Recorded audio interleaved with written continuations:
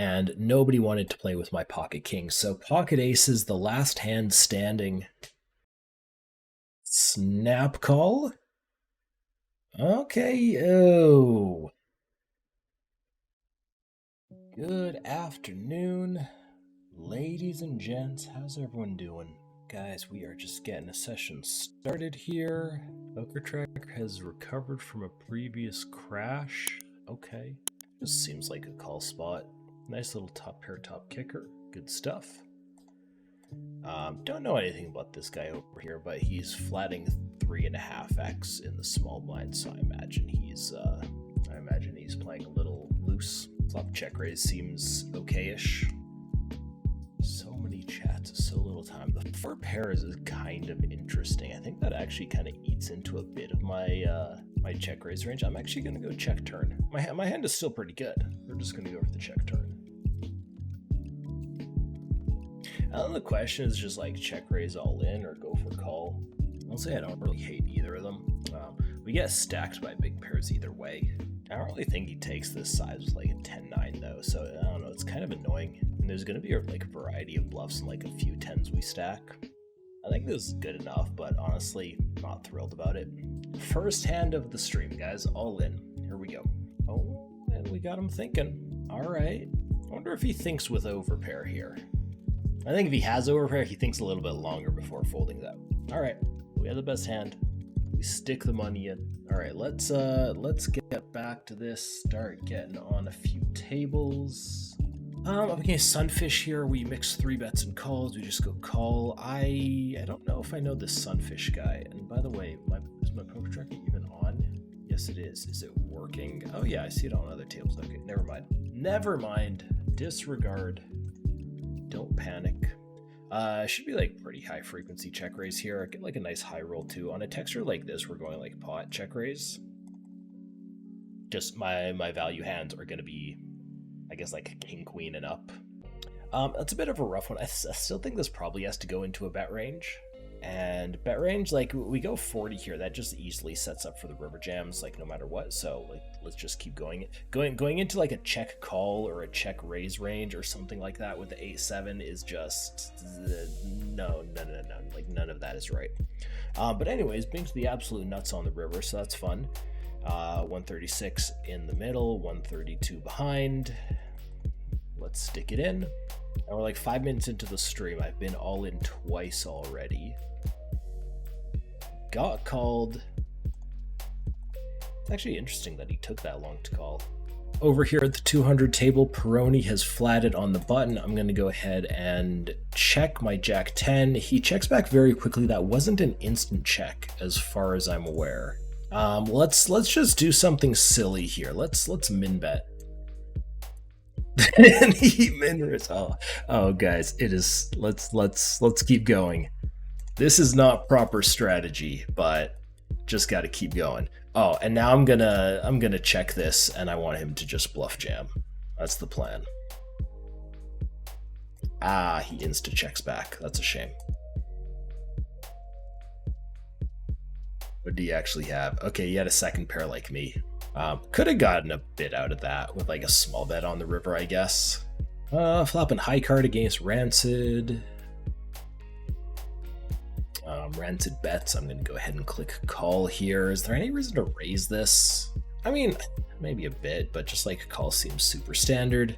Turning queen high flush draw. Broadway cards are pretty good for Rancid though, so expect a few bets out of him. If he goes for a check, I don't know, if he goes for a check, I'll probably just take a stab. When he goes for the overbet here, I think it's just like a super standard call in position. And the board has double paired. The board has double paired, ladies and gentlemen. Okay, so I think it's just check back.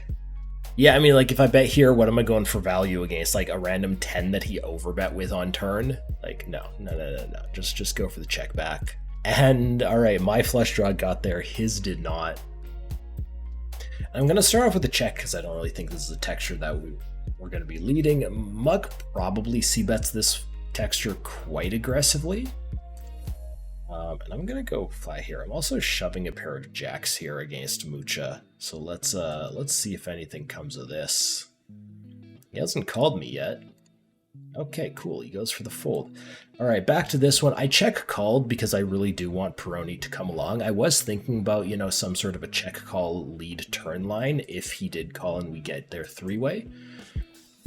But when he just folds, I'm just going to let Muck kind of keep the aggression here, potentially go for a check raise on turn. Depends a little bit on what type of bet he tosses in, and that is a 1.5 times pot over bet, so I'm just going to be going flat against that. Just let him keep the lead. He probably expects me to be check raising my sets on flop quite a bit, so I mean this is a spot he gets to apply a lot of pressure. Yeah, no, we're just, I don't know, gonna keep up with the calls here, let him blast. That's a good card for him to blast. So we might see an all-in here on river, we'll see. And I mean, if he does, it's just a snap call. And he is thinking about it. If he has a queen here, he probably just checks back. Yes, I don't know, maybe we're just looking at a good queen there. Or, you know, something else that just decides to give up. The ace-5 deciding to give up. That's, I don't know, a bit of a weird give up. Going for a check raise here. My sizing is a bit weird. I probably just should have thrown like an extra $5 in, or $6, whatever it is to actually just put them all in here. There was a third player in the pot. I just kind of acted quickly though. That's my bad. He is really thinking about this one. I mean, it is essentially for the rest of his stack. I get it. Second pair, top kicker. A real nasty spot if Maru starts betting big, though. Half pot isn't really big. Well, I mean, it is. I mean, certainly not small, but it's good enough. Seems like a spot we're just going to go call. We don't get any shenanigans with an ace-jack here, right? Like, he bets, we block, we block a straight. No, that wouldn't work out.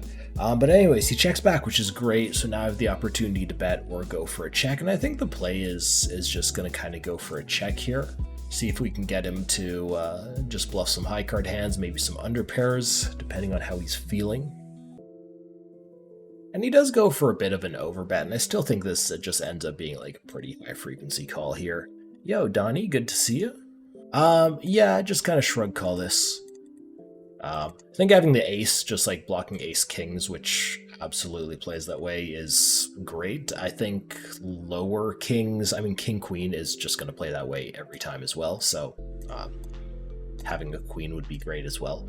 But, you know, things like, you know, king nines, you know, king sixes, like that type of stuff, I think they'll just kind of often play flop checks, so we're not necessarily too worried about those.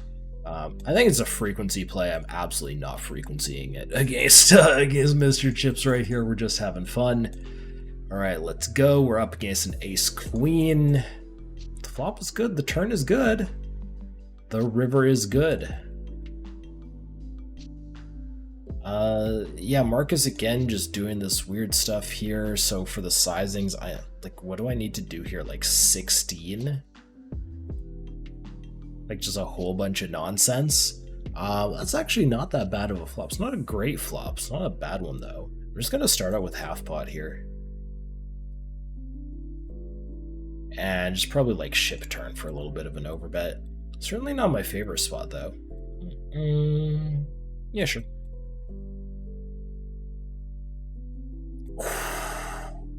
He actually had me in a really, really rough spot, but the flush banks. 3 bets or flats. We're going flat this time. Okay, so second pair, top kicker, reasonable. I have a high spade, also reasonable. And villain just starts out with a small bet. Yeah, sure. I don't really see why we'd raise this, so just like kind of click call in position seems okay. Okay, so flush comes in. I do have the nut flush blocker. I do have the nut flush draw. I also have trips top kicker. So I kind of got a lot of stuff here. I am going to bet when check 2. I'm just going to bet half pot, though. It'll be interesting if we see a check raise here. We do not. And I'm just going to go half pot, where we're looking to get called by, you know, things like queens or trips, kings, aces. Yeah, let's go half pot. And like if he goes for a check raise, I actually think I have like a pretty reasonable hand to defend against that. Okay, maybe dicey spot up here. I'm in a 3-bet pot. He check raised flop. Oh my goodness, I'm in a 4-bet pot and I flopped a set. This is gonna be not even quarter, I think. I think this is just gonna be like 835. Also over here, this guy goes small. We're gonna go ahead and click call. That's actually a really crummy card. I think a good amount of his check raises actually do include some 10s. We can probably want to check this at like a small frequency, otherwise just go something like, I don't know, 1/3 seems okay. Villain checks to me, I'm going to check back the river here. I think a king is too strong to turn into a bluff and too weak to go for value, though if I do have, you know, some like queens or jacks, we might turn those into bluffs. And we do get to win that against ace queen. It's interesting that he bet the turn there. And all right, so Kvicha, we're in the 4-bet pot here. Can he have aces? Yes. He should have all combos of aces playing exactly this way, unless he's just weird pre-flop.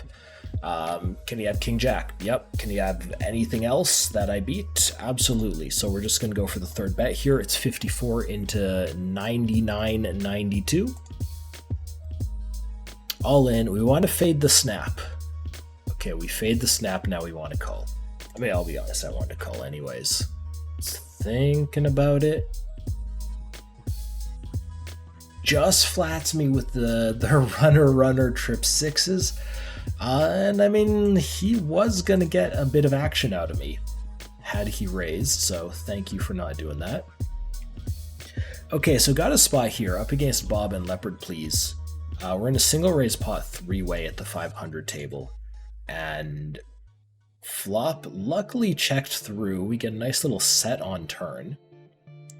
Leopard Please I think can still have some better hands. I don't think Bob ever has a better hand. Yeah, getting check raised here is a bit nasty. Okay, no check raise. The 5 comes in. Okay, so like if we're heads up, I might consider going for a small bet on river. Given that we're 3-way and there's a 4 straight on board, I think I just have to go ahead and check this one. We're not worried about any of the higher sets. Yeah, at all. I guess, I don't know, maybe Bob can have 5s. Maybe. But it just seems like a pretty mandatory check spot. And if Bob goes for a bet, then, I mean, depends what Leopard Please does. And this could get messy, or it could just be super clean. Okay, so once the pot size bet comes in with a call, the likelihood of one of these players having a straight is enormously high. I mean, like Leopard Please should have very few calls here without a straight. So I think this is actually, like, this would have been a tough spot against just one bet. I think this is just a very easy fold once the bet plus call goes in. Does one player always have a straight? No, but it is very, very likely, and there it is. So that was unfortunate river there. I'm actually going to go ahead and flat my 10s here with Matei in the big blind, just seeing if I can get into a few multi-way pots with them, and I mean that's an okay board. And I am absolutely going to bet small when checked to here.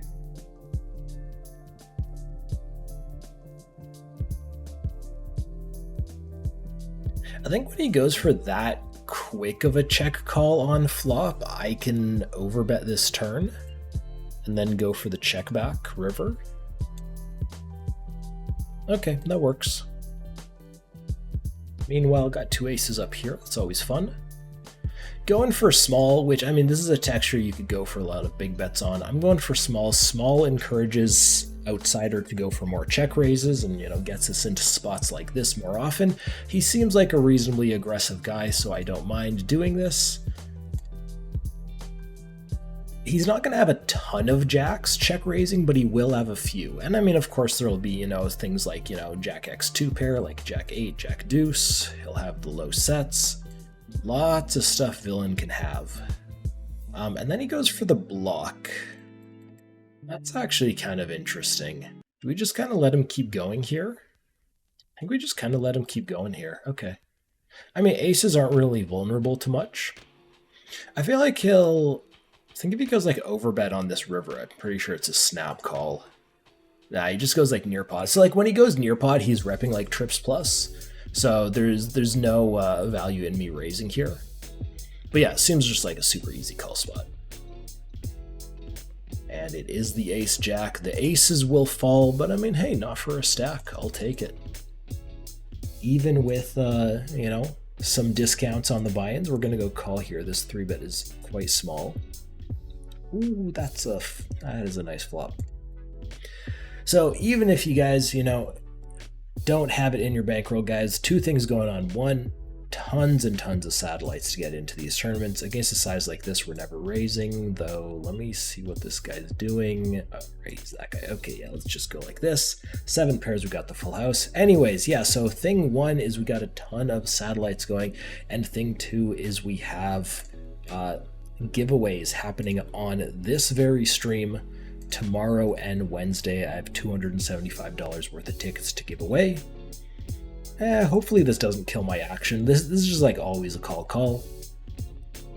And I mean, when he checks on this river, he's gonna be just like check folding a lot, but of course we're still going for it. We got a full house. Get snap called. Aces are no good, sir. Cool. I think we have like a tiny frequency 4-bet, otherwise we're just going to go for the call. We are just going to go for the call. And okay, I guess I can't flop 2 sets in a row. I guess. Oh, he goes for the check back. Okay, so I'm going to keep on going with checks with these. And I mean, there's the idea here at the 6s is not to get bet into. They will perform well in the check lines like that. I mean, as silly as it is, I think this is just this. Just stick it in. We haven't gotten a fold yet. Ooh, we definitely have not gotten a fold yet. Outsider, what are you thinking about? I mean, he's thinking about whether or not I'm bluffing, obviously. We got a nice good tank out of him there. Can make it, something like 42, 44, and happily stack off if they shove, or, well, somewhat happily stack off. It is a hand that is good enough to call unless Eleanor is just like a complete nit, which clearly they are not. And, ooh, that is beautiful. I didn't need it, but it feels good. We'll go ahead and toss in the 3-bet with 6-5, which is frankly a borderline 3-bet, but I mean, whatever. This guy actually does seem a little bit tight. If he seems a little bit tight, I think I do like, I don't know, okay-ish on this board. I don't mind really checking this back though. Yeah, let's go ahead and do that. I don't mind this at all. 4 gives me an open-ender along with my pair. If we get like high cards on turn, I can rep high cards because, my 3-bet range has a lot of them. And if we get low cards, then I actually connect. It's the mid cards and, the spades I'm not really a huge fan of. Seems like an easy call spot. And then, ooh, do I have another spot at a 500 table? 2 players are already gone. No. I actually don't think click and call here is outrageous. Yeah, I think we're just gonna go click call here. Like he goes for the small bet and like bigger bet on river, which I actually think is a good line, but I don't think he's really making it for the reasons why it's a good line. Yeah, let's bluff catch, see how we do. Ace 8, perfect. Okay, so AK Hunter, man, AK Hunter, really 300 hands, you're playing 19, 18, 7. Honestly, I should just fold this ace 4. I shouldn't. I think even against a range like that, I think the ace 4 is good enough. And I mean, he only made it 10, so that's nice, but just ugh. Let's just go for the call on flop. Got a couple backdoors, got a top pair. Backdoors are all whiffing. Pair with low kicker here, I'm just going to go for a check back every time. He went for like a pretty quick check on this turn, which, I mean, I feel like isn't going to be a slow play a lot. We'll see though.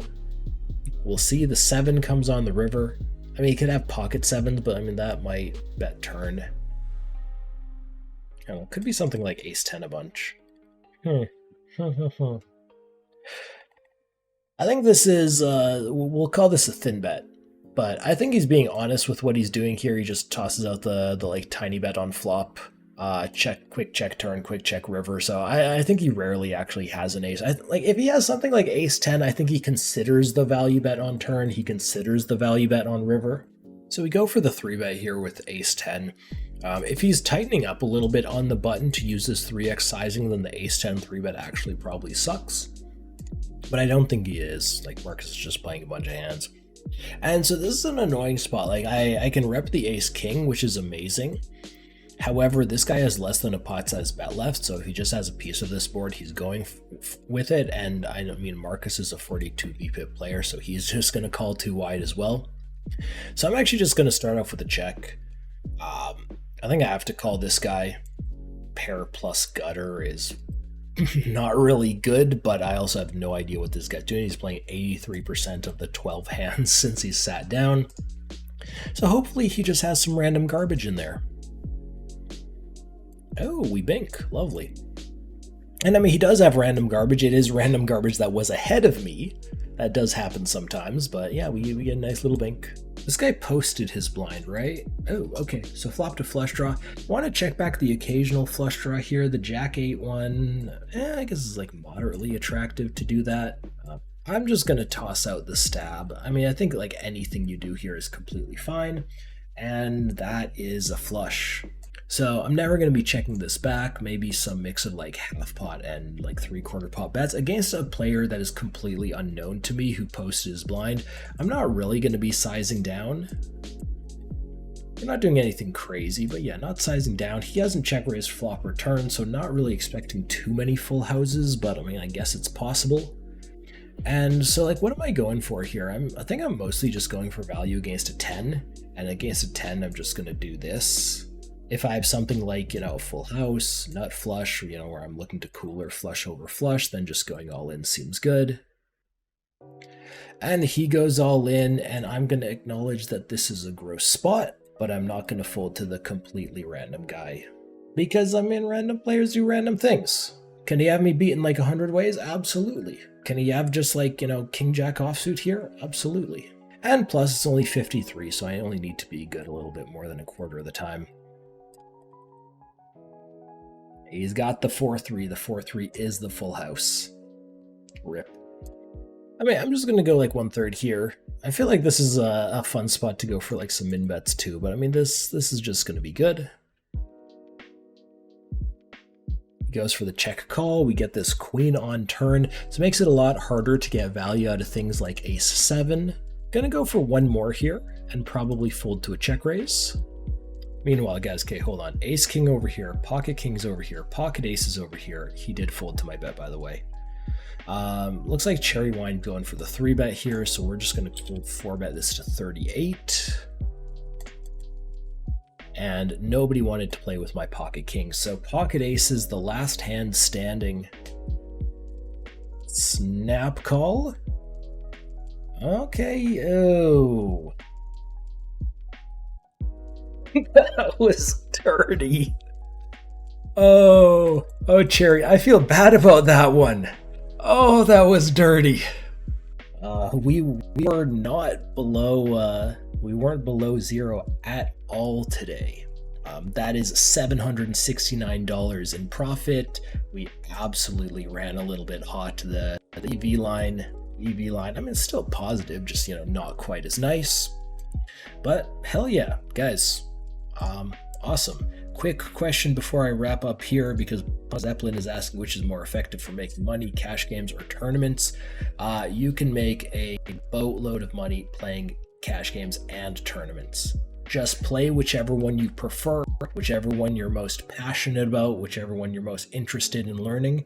And yeah, there's tons of money to be made everywhere. If people tell you that like poker is dying and stuff, they are lying to you. Anyways, right, guys, that's it. I'm gonna be back tomorrow, and see you then.